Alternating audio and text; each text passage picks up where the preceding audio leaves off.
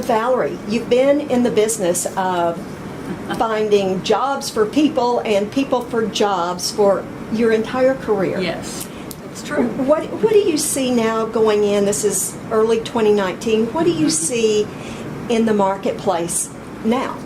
Well, it's interesting to see that this low unemployment rate keeps getting lower, and it makes it very difficult to find the amount of talent that you need for all these open jobs. So that is the main thing, and I don't see that changing very much in the next year.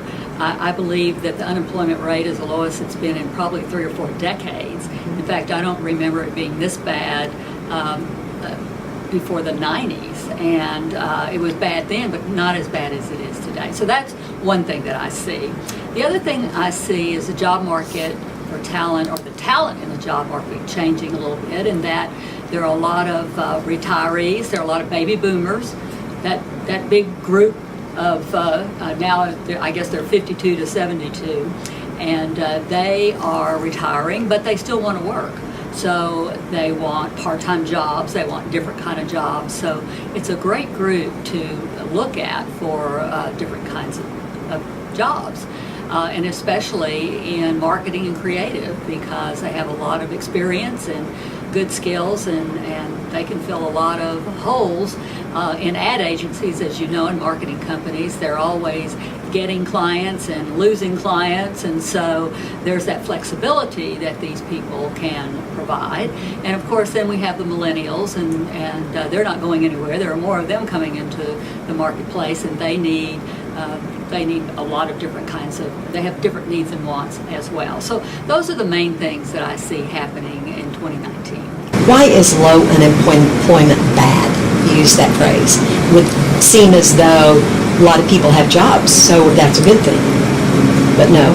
The reason why low unemployment is bad is because so many companies have potential. They want to grow.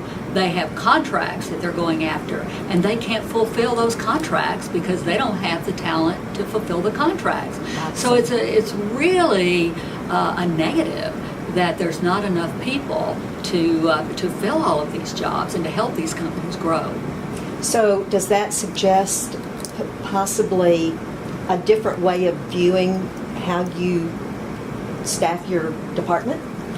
Well, I know that we, a lot of times, we hear, I'm looking for the perfect person. Well, there is no perfect person. So companies are starting to really look at expanding what they're looking for. You know, maybe they're looking for fewer of those millions of skills that they would love to have in one person, but that don't exist. So there's a lot of rethinking of what we need and where we're going to get it, and a lot of thought about training. Maybe we'll get some of these millennials and maybe we'll train them instead of just rejecting them because they don't have the years of experience that they need to fulfill that perfect job. Do you have any suggestions for hiring managers in the way they go through the process of hiring? Well, I think that all processes need to be reevaluated every couple of years, and especially when the job market changes as much as this one has. So these long drawn-out processes to find the perfect person, they need to go by the wayside. I mean, you can't spend weeks and months trying to find somebody or interviewing someone and let them sit on the sidelines. They have other jobs. The good ones are gone in a day. In fact, we have clients that make a decision on the spot. They don't wait even a day. And this is challenging, I know, for companies because they have the process where they want someone to come in for an interview. They want the person to interview with multiple people, and those multiple people are traveling. And it just makes the process go longer than it should. And then they have assessments. I'm a fan of assessments. I think they work well if you have the right assessments. I just think that when you put all these things together and you string out the process of hiring for weeks and weeks, that's going to cause you to lose some really good candidates. So process needs to be looked at and really refined and maybe narrowed down to a week or less, if that's possible. Okay, one final question. In a tight job market, what kind of counsel do you give to the talent, those people applying for jobs? Well, they have the ones out of work.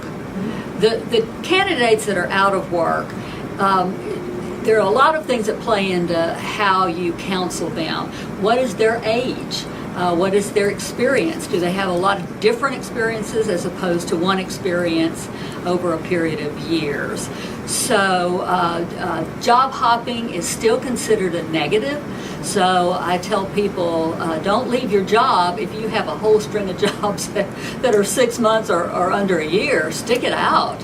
And don't let people look at you like you're going to be short term, because they probably will be if they've had a job history like that.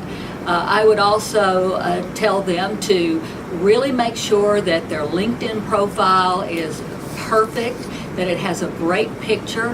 When someone doesn't have a picture on LinkedIn, there's all sorts of things that go through hiring managers' heads about why there's no picture.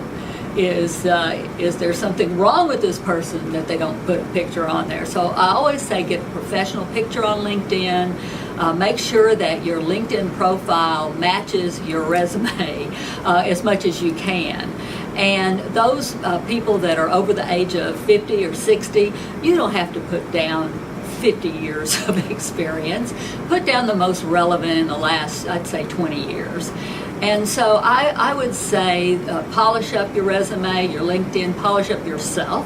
Make sure that you look professional when you're going for an interview. And just know that it's hard. It's really, rejection is hard to take when you apply for a lot of jobs and you don't get an offer. But just know that's the way it is. And sometimes it will take you longer to get a job, depending on your background, your skill set, and your age.